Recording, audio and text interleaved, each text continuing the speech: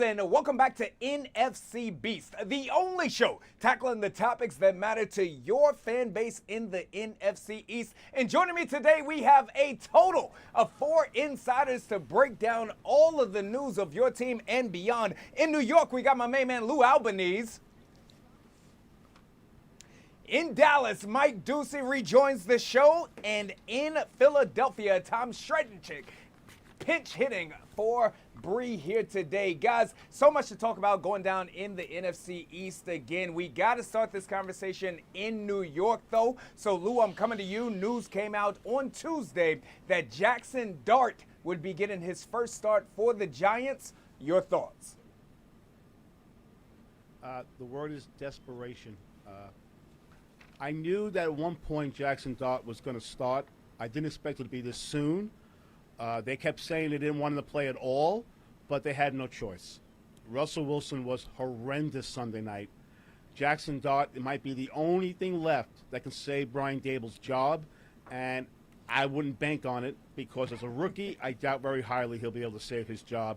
But it's the right move because Russell Wilson's done.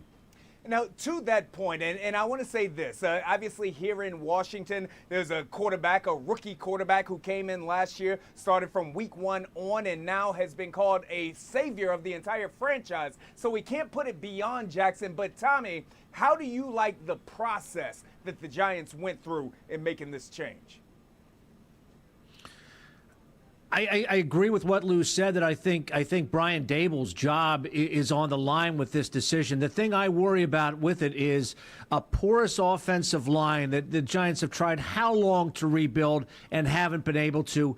You can't run the football. Scatterbo and Tracy have not gotten the job done, in part because of that offensive line. So my question is, if you're not going to play 8 guys up and dare you to beat you in the run and dare Jaxson Dart to beat you, I just think this is a further recipe for disaster for the Giants, unless there's something behind closed doors that we don't know about with Jaxson Dart. It all starts up front, and if the Giants can't run the football and don't have an offensive line, good luck, Jaxson Dart. I'm going to offer a bit of an alternate perspective here. I believe that what this coaching staff is banking on is for the different things that Jaxson Dart can bring to this offense. Again, here in Washington, we've seen when a quarterback can come in and he can truly threat with that RPO action, it tends to open up those rushing lanes, not only for the running back, but for the quarterback as well. Jaxson Dart can do that, and then he has the potential to get it out in that quick passing game, which can deal with that pass rush as well. But, Mike, you saw Russell down there in Dallas. Not only did you see him, but he set the world on fire. Does this surprise you? Well, I think that game was less about Russell and more about a Cowboy defense, which is historically bad. They've allowed like the 4th most points ever for a Cowboy team through the first 3 games of the season. So to hear Lou talk about how horrible Russell was last Sunday night, went from one extreme to the other. I think anything Jaxson Dart does this year won't necessarily be an indication of the kind of quarterback he is long term, because we remember around here a guy named Troy Aikman going 0-11 in his rookie season at quarterback. Didn't look very good. Didn't look like he was ready to play. Was challenged by Steve Walsh for the starting job early on. It's all about making the team around him better, and then chances are Dart will be better as well. As to whether he can save the coach's job, I highly doubt that. It would have to be something extraordinary that he's able to get done this year, and that doesn't seem likely. Yeah, and we'll get into exactly what it is that Jaxson can do to save that job a little bit later on in the show. But, Lou, I want to come back to you because one of the things that made this really challenging for that Giants brass, and again, I don't like the way that this went. I think that they had a plan to bring in not only a Russell Wilson but also a Jameis Winston so that Jaxson did not have to play this early in the season. But at the stadium on Sunday night, you got fans cheering for Jaxson Dart and booing Russell Wilson in the first half, even though he threw for 450 the week before. Yeah, and I think that played a part. You know, ownership is very sensitive to what the fans have to say, and they heard that loud and clear. Look, Russell Wilson, everyone knew he wasn't going to be the future of this team. They were paying him $10 million. He knew it was going to be a year. Dable, and he knows that he has to win. And he thinks this might be the way to do it. And if he can at least show he's developing Dart, that might be able to save him. But unless the wins come, there's nothing going to save them. All right, well, that is the latest in New York. We'll be sure to check in to see how things are developing as Jaxson Dart gets prepared for his first start. We'll move on to Big D, though, and again, there appears to be trouble in Dallas as CeeDee Lamb with a high ankle sprain, believed to be out for multiple weeks at a time right now. Mike, he suffered that in that loss last week to the Bears. Dallas now sitting at 1-2. You talked about that defense not having much to offer. So now, with CeeDee Lamb out, is Dallas' season done? Quite possibly, because the only chance that the Cowboys have to win games on anything resembling a consistent basis is to win games in the high 30s, to win shootout type games like they had against the Giants. And it was obvious after CeeDee Lamb left early in that game that Dak Prescott's entire approach changed. It was the old check down Dak. It was dink and dunk, and the tight end Jake Ferguson had a career day catching passes for 6 yards and no yards after the catch virtually there. This offense has run the ball a little better than I thought it would with Javonte Williams, but now George Pickens, the receiver they acquired from Pittsburgh to be the number 2 guy, has to be the number 1 guy. He has to be the deep threat, and more than that, Dak has to be willing to look to him deep. Again, I think Dak is changing the play at the line of scrimmage a lot in order to keep it safer, the dink and dunk stuff, and that's just not going to get it done. And one touchdown for the Cowboys against this Bears team that had given up 50+ the week before, clearly unacceptable. So it's easy to blame everything on the defense, and the defense deserves a lot of the blame, but Dak Prescott's the highest paid player in the NFL. He needed to figure out a way to win that football game at Soldier Field. He couldn't figure out a way to get it done. And Lou, to Mike's point there, I mean, again, you saw this Dallas offense against this New York Giants defense, which was thought to be far better coming into this season. Once Dak got cooking, the fact that he had both CeeDee and George on opposite sides, it was hard to defend them. So now that CeeDee's out, does Dallas have a chance? No, because I don't have a running game. And number 2, I don't like Pickens as a number 1. I think it was very effective with CeeDee there. Concentration was double up CeeDee, allows Pickens to be open. Now that he's the number 1, he proved in Pittsburgh he can't be a number 1. So I think right now there's really no options for them on offense. And with that defense, I mean, my God, what's left? Tommy, arguably the best game, even though they didn't win, arguably the best game the Cowboys played was against the Philadelphia Eagles. In that game, the defense showed a little bit of teeth. In that game, Dak showed some moxie and some bravado here. If they could go toe-to-toe with the Eagles, they can win 7 games, right? Well, you come out of that first game and you don't really know what to expect from either team. Honestly, Chad, because nobody played during the preseason here in Philadelphia. Not a lot of starters played for Dallas in that game either. The Philadelphia Eagles were flat that night. And yes, to their credit, the Dallas Cowboys hung around with them. And then they have 10 days off and go lay the egg against the Giants. They won the football game, but it started to show those defensive flaws that Dallas has. I think it's a bad spot for the Cowboys right now. Obviously, an emotional game this week off a Packers team that is angry. The Cowboys can't afford to go 1-3, but they are staring right down the barrel of it. And Mike, I would say to you, this is the time, as you said, the highest paid player in football, and Dak Prescott has got to really step up before they lose that locker room. Wow. Tommy, speaking of stepping up here, I want to go ahead and turn the page to right here in Washington, D.C., the nation's capital. You got Jaden Daniels as well as Terry McLaurin. Each of them are going to be questionable for this week's game. I'll tell you all, I just left Ashburn in the practice facility. Jaden practiced. Terry McLaurin did not practice today. We'll have an update on his status coming on Friday in terms of whether he will play on Sunday. But Tommy, I'm coming to you because, again, these two teams met 3 times last season. You saw the best of the Commanders. You also saw you all hang 50-something points on them in the NFC Championship game. Can the Commanders' culture keep them afloat if both Daniels and Terry McLaurin are out for extended time?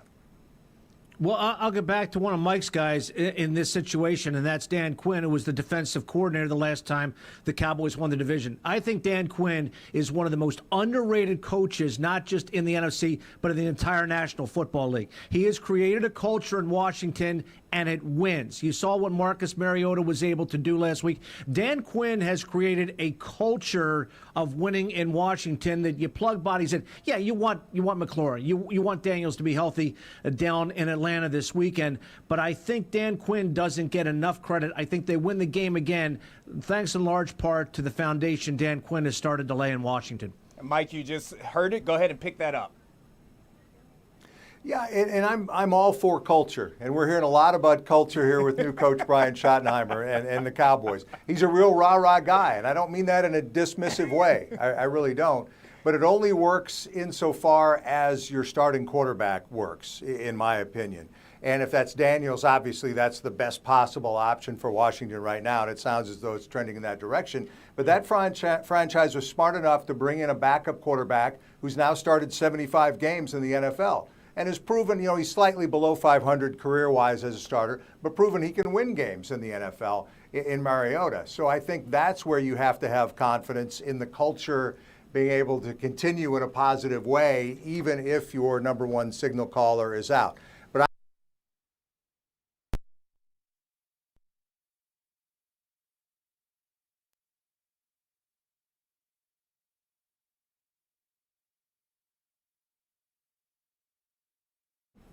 even better. Hey, Lou, you heard it there. We're talking about Johnnies and Joes over X's and O's or even culture. That's right. What say you? Yeah. Well, listen, culture's a great thing when you have good players. Because it's funny, the culture always goes down the toilet when your players stink. All right, the best thing for the culture for the Commanders is when Daniels is behind center. Let's not kid ourselves. Washington has talent without McLaurin, and they need McLaurin. I understand that. But I think Daniels, the way he handles and moves the ball around, the threat he is from both a passer and a runner, and the way they play the game, I think they'll be okay. You saw it last week with Mariota against the Raiders. I know it's a step-up competition, but like I said, they need Daniels on the field, Sure. And that is the best thing for culture is when your number one quarterback starts. I got to tell you all this, right? And again, if I wasn't witnessing it and seeing it with my own eyes, I probably wouldn't be saying this. But what Dan Quinn has done to this locker room, this organization, to echo Tommy's points, has been absolutely phenomenal. You saw in the game last week against the Raiders, Marcus Mariota collided with DQ. DQ went down, had a cut over his nose. The number of players that ran over to pick him up. We heard from Javon Kinlaw after the game about why they love him so much. And Javon Kinlaw, he used some expletives that I can't say on this stream right now, but Javon Kinlaw spoke to the way that this team, to a man, plays for their head coach, Dan Quinn. That sounds cliche, but there's a lot of teams, a lot of organizations in which I don't believe that that's the point. I believe that with Marcus Mariota at the helm, with this team believing in the messaging of Dan Quinn, that they're going to be okay at least for a few weeks while Jaden Daniels gets healthy. All right, from one quarterback to the next, Tommy, got to talk about your quarterback down there because it was Drew Brees who said in an appearance on First Take that Philly has the most boring offense in all of the NFL. Do you all care at all? Chad, is winning boring? I think the other panelists here would like to know if winning is boring. Is 3-0 boring? Yeah, there's some blemishes on this football team, and it's a different Eagles team than the one that won the Super Bowl last February. They have not run the football well. Saquon Barkley has been bottled up. A lot of teams are playing 8 guys up in the box trying to stop him. The Eagles have been blitzed more than they were last year. They're going through growing pains with a new offensive coordinator. Again, Kellen Moore gone, Shane Steichen gone, Brian Johnson gone. It's another offensive coordinator for Jalen Hurts, and this time around, Kevin Patullo. It is early. This offense will grow. They will run the football, but I'd rather figure out those problems, guys, being 3-0 than 0-3. Lou, does it matter? Not just Drew Brees, but does it matter the way that this Eagles offense looks right now? Well, I think you saw in the second half of last week, they realized that just running the ball with Saquon is not enough. They finally did open up. They finally let Hurts throw. And A.J. Brown had his best game of the year. You need a balanced offense. They should have learned last year in the Super Bowl and the championship game, Jalen Hurts is a premier quarterback. And for some reason, for whatever the reason is, they don't seem to want to believe that down in Philly. Saquon's great, but I saw him in New York. If you just run, it's not enough. You need to open it up. Hurts a pro. He's a pro. Let him throw the ball. It works. Yeah, the undefeated season right now, defending Super Bowl champions. I think that a lot of great points are being made. Mike, you got the final word. You know, the most important stat having to do with a starting quarterback is wins and losses, plain and simple. Neither Roger Staubach nor Troy Aikman were ever first-team All-Pro. Never first-team All-NFL-wide All-Pro. They had pretty good records. They won 5 Super Bowls between them. Hurts is 49-20 as a starter. I've always loved the guy's disposition. I've always loved his approach. He is about winning football games. Now, can the Eagles' offense show some more variety? Can it be more dynamic? Certainly, and I think we've seen that it will as the season goes on. I'm not too worried about Philly. All right, and put me in the category for those not worried about the undefeated defending Super Bowl champions either. All right, that's going to do it for this block. Coming up, we'll talk more about the New York Giants. Can Jaxson Dart save Brian Daboll's job? And we'll also check back in with the Cowboys facing Green Bay. That's next on The Beast.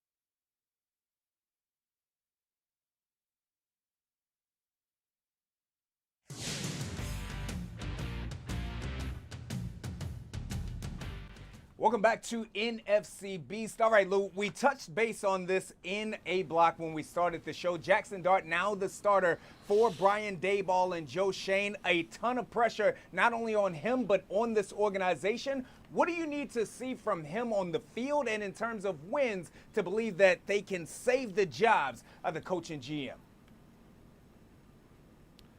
He needs to show development. I mean, he's a cocky kid. He has confidence.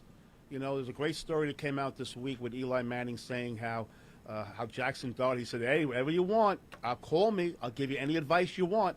And all he did was call him, ask him for reservations for one of the nicest places in New York City. Woo. So he's cocky. He's not afraid. On the field, he's a leader. And I can tell you something. He's got a great arm.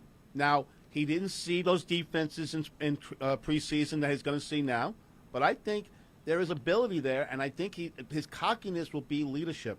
And as long as they can move the ball and he shows development as the games go on, it could be a positive for Daboll because they need someone to develop him. He's been pushing for his own quarterback. This is his chance. Although let's not forget now, Daniel Jones in Indianapolis is lighting it up, which is not a good sign for Daboll because he couldn't do it for Daniel Jones. Not a great sign. Daniel Jones, of course, we know what Saquon Barkley did last year. So, Mike, coming to you now. I believe that Jaxson Dart has to find a way to win some 6 to 7 games in order to erase everything else that this organization has done. Yeah, I think Lou put it well, and I don't know if there's a particular number there. I was going to say maybe get up around the 500 mark, but that's unrealistic. I think it is more related to whether Daboll can show that he's the guy, the coach best equipped to develop Dart in the way that he needs to be developed. And that's a subjective view. So it's going to be up to ownership as to whether they think that Daboll is the guy to get that done. I tend to think that's not the way it's going to work out, and they're going to think that a fresh approach is the way to go. But we'll see how it plays out, I guess. Tommy, by all accounts, in that locker room, they are fans of Jaxson Dart. They want to see him play. Does any of that matter as he steps foot on the field this weekend? Yes and no. I think there will be a swagger. There will be a little more energy to start that game. And I think guys will tell you, Chad, that usually lasts for about 5 minutes, and then reality sets in. And I think the Chargers, if you're the Chargers right now, you are licking your chops because you are going to throw more packages at this kid than he's ever seen.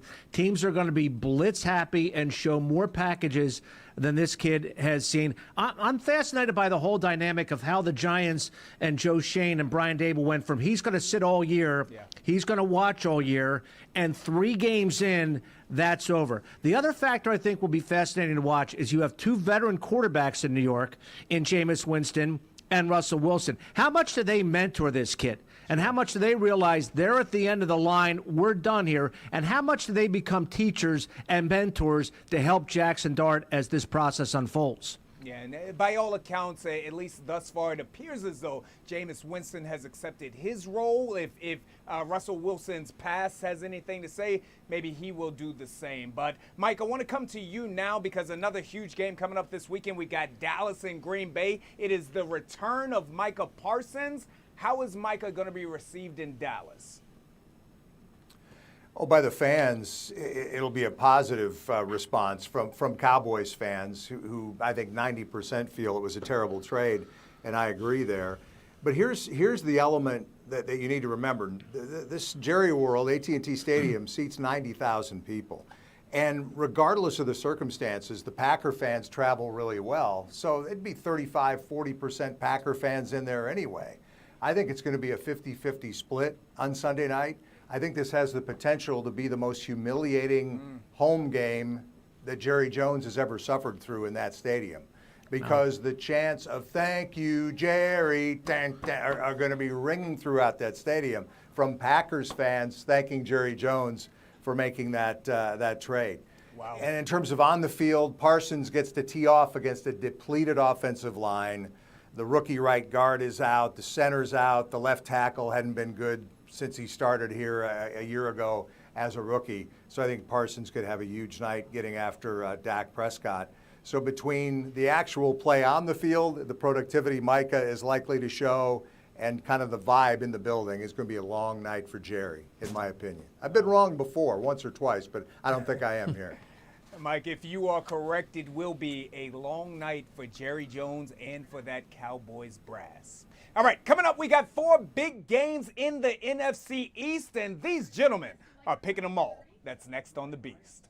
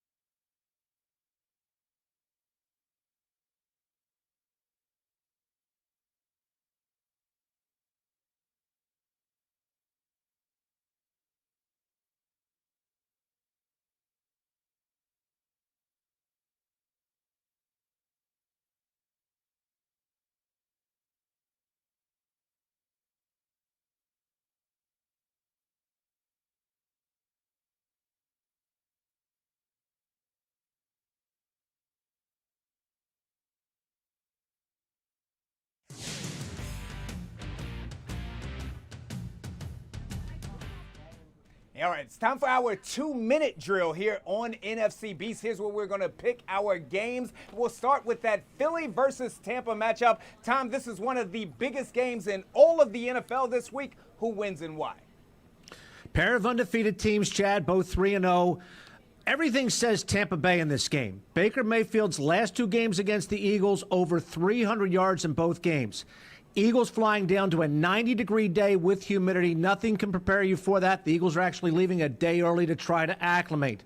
But Tampa Bay is beaten up without Mike Evans at wide receiver. The Eagles' mystique continues. I'm going to call it a close one. I'm going to call this one 21-16 Eagles, and Saquon Barkley clears the 100-yard mark. Yeah, All right, the Philadelphia Eagles find a way to get a victory again against a tough team. We'll come to New York versus the Chargers now, Lou. We've been talking about it the first game in Jaxson Dart. Daniel Jones got something done against Tampa in a similar situation. Your thoughts? No, it's all Chargers. Chargers defense. In fact, if I was the Giants, what shocked me the most about the Dart thing, I would have waited a week, have them have a soft landing in New Orleans. The Chargers will have one of the best defenses in the game. It's going to be all Chargers, 34-14.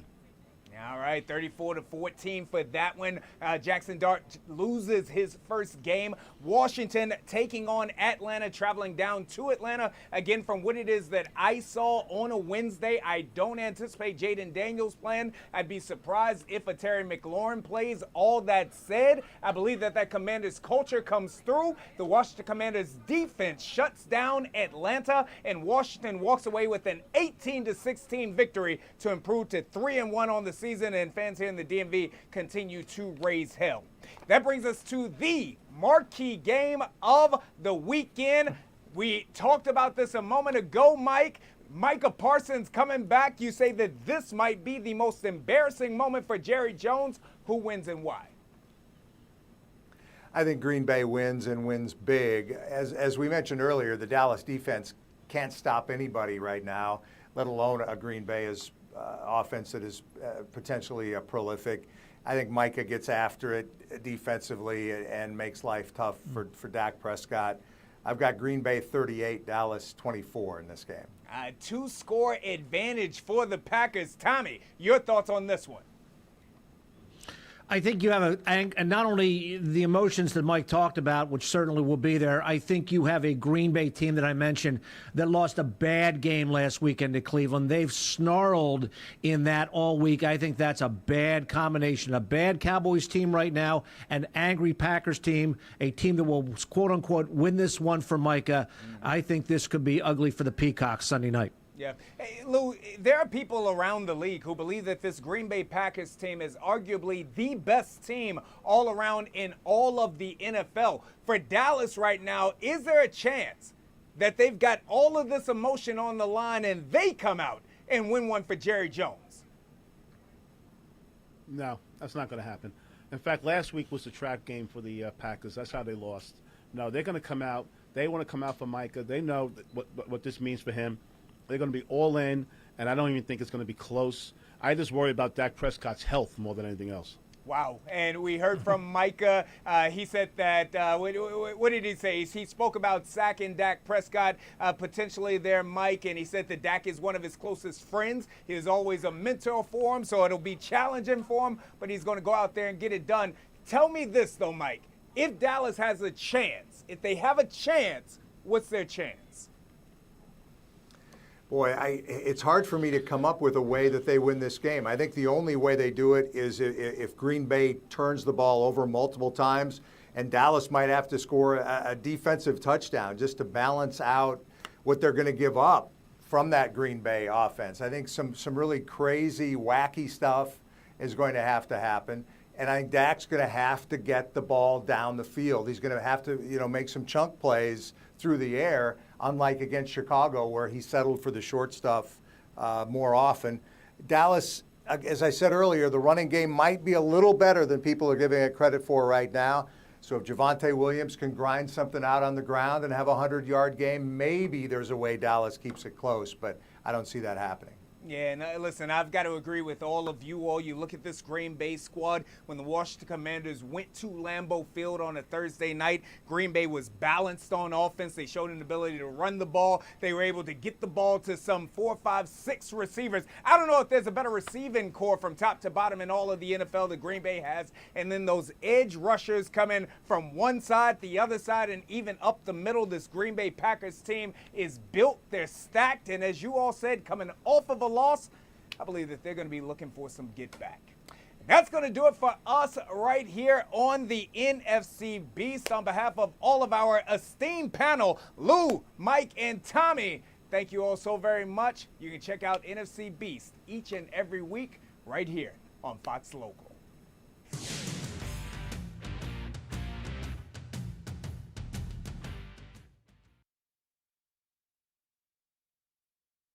You guys.